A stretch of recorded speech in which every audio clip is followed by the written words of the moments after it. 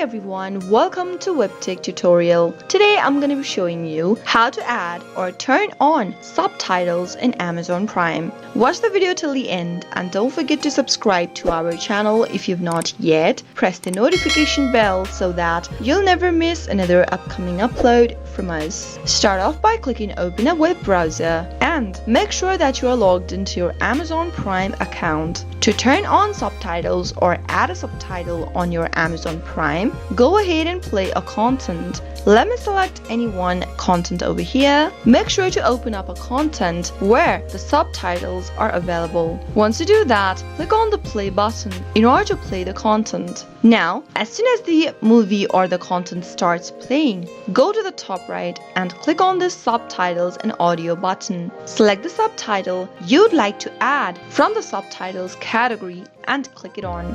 Soon after you do that, play the video and you'll be able to see the subtitle displayed at the bottom. That is how you can easily add and turn on subtitle on a content while playing a content on Amazon Prime. I hope the tutorial was helpful to you. If it was, go ahead and give us a thumbs up. I'll be back soon with more videos like this. Thank you for watching.